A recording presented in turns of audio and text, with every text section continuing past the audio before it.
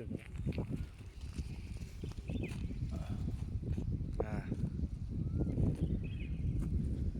ನೋಡಿ, ಇಲ್ಲಿ ನಮ್ಮ ಜಮೀನಲ್ಲಿ ಒಂದು ನುಗ್ಗೆ ಮರ ಇದೆ. ಈ ನುಗ್ಗೆ ಮರ ನೋಡ್ರಿ, ಈ ಕಾಯಿಗಳು ಬಿಟ್ಟಿರೋದು ನೋಡ್ರಿ, ಹಿಂಗೆ ಬಿಟ್ಟಿದೆ ನೋಡ್ರಿ, ಹಿಂಗೆ ಬಿಟ್ಟಿದೆ ನೋಡ್ರಿ. ಈ ಕಡೆ ನೋಡ್ರಿ,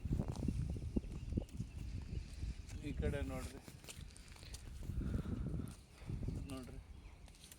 ಹೆಂಗೆ ಬಿಟ್ಟಿದೆ. ಇದಕ್ಕೆ ಸುಮಾರು 1.5 ವರ್ಷ ಆಗಿದೆ ಈ ಗಿಡ ಇಟ್ಟು. ಈ ವರ್ಷ ಕಾಯಿ ಬಿಟ್ಟಿದೆ ನೋಡ್ರಿ. ನೀರು ಇಲ್ಲ, ಏನೂ ಇಲ್ಲ. ಸುಮಾರು ಒಂದು 2,000 ಕಾಯಿ ಬರ್ತದೆ.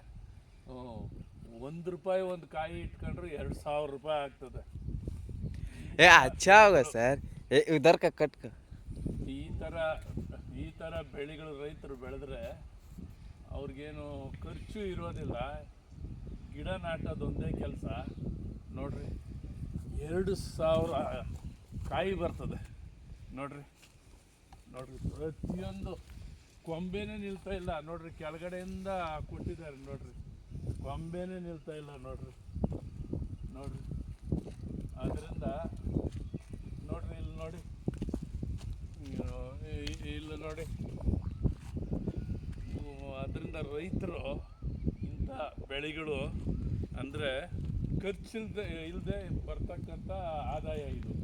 ಒಂದ್ಸಲಿ ಗಿಡ ನಾಟಿ ಅದನ್ನು ಸಾಕಿ ಸಲುವು ಬಿಟ್ರೆ ನೋಡ್ರಿ ಬಿಡ್ತಾ ಇರ್ತದೆ. ಆದ್ದರಿಂದ ರೈತರು ಇಂಥ ಬೆಳೆಗಳನ್ನು ಆರಿಸ್ಕೋಬೇಕಾಗಿ ಈ ವಿಡಿಯೋ ಮಾಡುವುದರ ಮೂಲಕ ತಿಳಿಸ್ಕೊಡ್ತಾ ಇದ್ದಾರೆ. ಜೈ ಹಿಂದ್.